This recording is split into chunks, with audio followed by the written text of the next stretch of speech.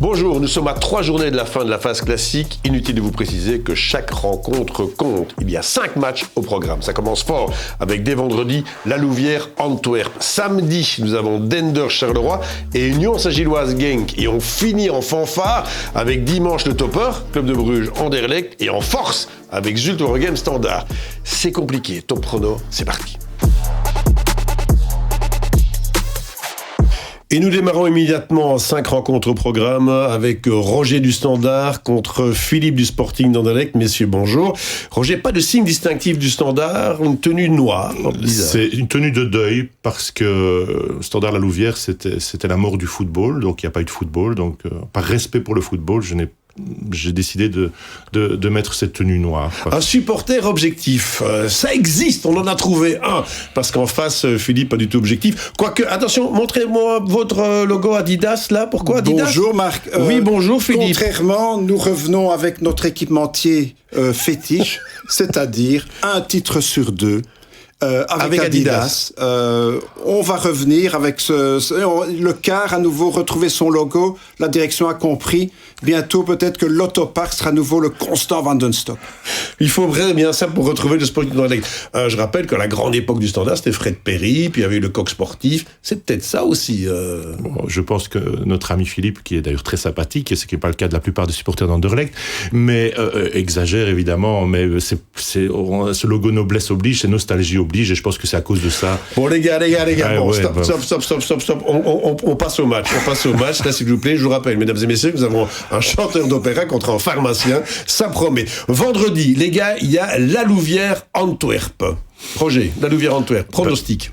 0-0. La Louvière, c'est 0-0. Ça ne prend pas de but, c'est ennuyeux. Mais c'était mieux que le Standard la semaine dernière. C'était moins pire. C'était pas compliqué, tu vas me dire. Match nul, 0-0. Ouais. Moi, je vois une victoire de la Louvière, mais attention, on a bâti cette équipe pour défendre, mais ils ont battu Bruges chez eux. On a eu du mal également.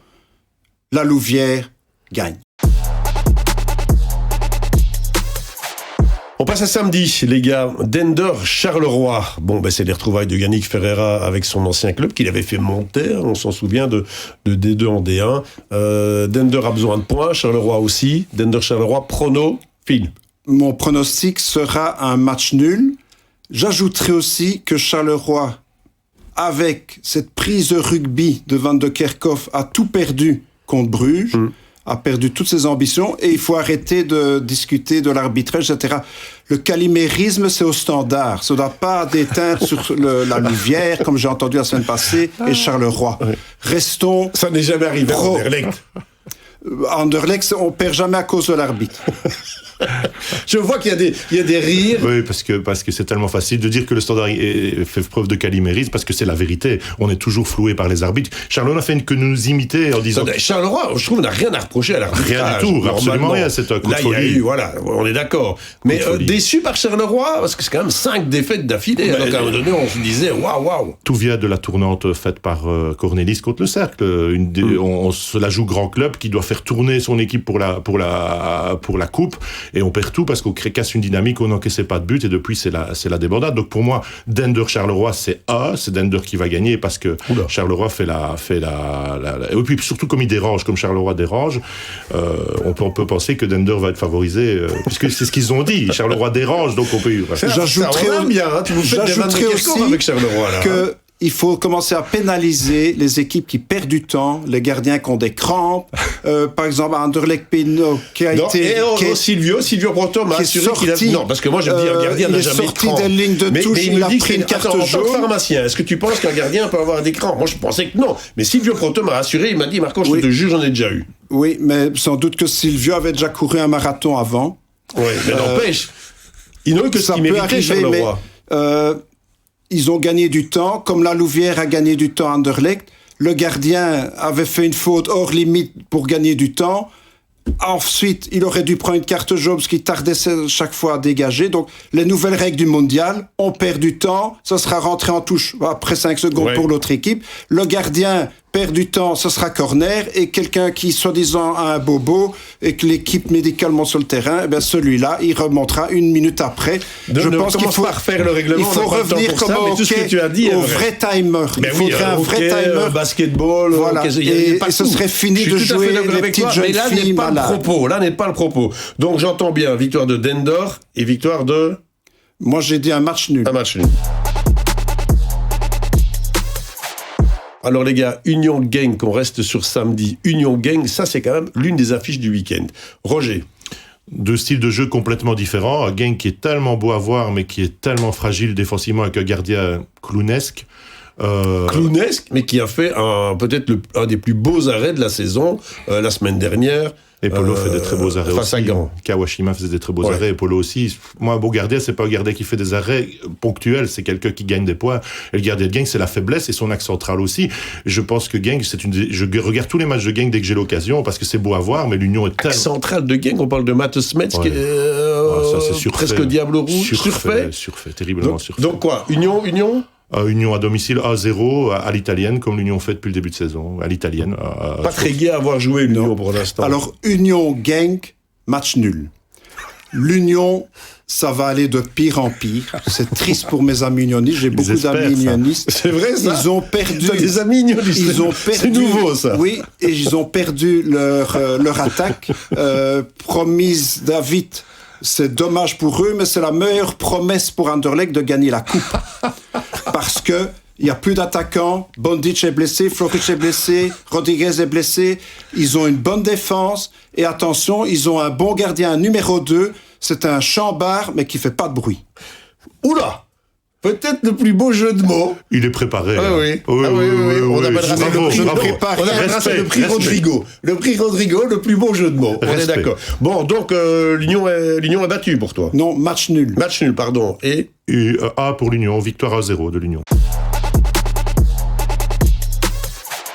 Les gars, on aborde évidemment les 2 rencontres qui vous passionnent le plus, forcément, puisqu'on est déjà dimanche, avec le topper Bruges-Anderlecht. D'abord Roger, parce que là, je sais bien ce qu'il va raconter. Oui. Anderlecht espère évidemment faire un résultat à Bruges. Bruges n'a plus la Coupe d'Europe. Quand Bruges va enclencher le turbo, ça va être terminé. Ça va être une victoire de Bruges, malgré qu'Anderlecht, avec Terravel, a progressé sans aucun doute, mais ça reste une équipe qui s'enthousiasme très vite quand elle bat des candidats au play-down. Si Bruges joue à son niveau, personne ne peut rivaliser. L'Union peut rivaliser sur un match ou 2, mais c'est la seule. Oui, je pense que Anderlecht ne peut pas. Si Bruges est motivé et à domicile, ce sera Anderlecht, ce sera un autre match. Pour moi, Bruges va gagner. Toi, Anderlecht n'a pas les moyens de. Sur un malentendu. Il faudrait déjà beaucoup. Le Sporting a retrouvé intensité, créativité et jusqu'au boutisme. Et on dirait de la propagande. On marque. On dirait de la propagande. Qu'est-ce qui se passe dans les meilleurs. Qu'est-ce qui se passe avec le Sporting? On marque plus. On dit il marque plus. Et on dit voilà, c'est pas bien, il marque plus. Maintenant il marque trop de goals. Oui, toutes les occasions sont dedans, c'est pas bon non plus. Mais alors quoi? Non, il a marqué contre Jules et contre OHL. Oui, 2 équipes candidates au play-down. 13 goals en 3 matchs. Oui, de play-down, contre des équipes de play-down. Et on n'a pris qu'un but. Donc moi je vois une victoire peut-être 1-3. Nous allons prendre les Brugeois à la gorge. Et je peux vous dire que à Bruges, le point faible c'est la défense, mais que il commence à vieillir et il est surfait. Mignolet, il commence à craquer de partout, il commence à avoir de l'arthrose, etc. Quant aux 2 Bagdel, ils sont très bons, mais fort jeunes, même s'ils ont la Champions League comme référence, ils ne sont pas au top. Donc la défense est à prendre à Bruges. Bon, donc Anderlecht. Victoire du Sporting. Facile ou une victoire compliquée, mais on va les avoir jusqu'au boutisme, et la défense, on va la rudoyer et on gagnera. Il suffit d'une victoire, ils sont repartis. Il est formidable parce que c'est quand même rare de rencontrer un supporter d'Anderlecht qui parle si bien. Parce que c'est quand même très très rare. Il est très sympathique en plus. Il parle mal en général, les supporters. Bon, voilà, J'aime beaucoup Roger, mais j'attends le prochain. On a les supporters qu'on mérite, mais je trouve que ici on a vraiment quelqu'un de particulièrement sympathique, que j'apprécie énormément, et qui a un vrai supporter qui a la foi, mais bon, Anderlecht. Il a le maillot de Gilles de Bilde. Oui. Ah oui, et le vrai, reçu de mon ami Gilles. Ouais. On termine avec évidemment Zulte Standard. Je commence évidemment avec toi puisque je sais ce que Roger va raconter. Zulte Standard, c'est un piège dans lequel vous avez failli tomber, mais ça n'a pas été le cas. Toi, tu vois le Standard tomber dedans.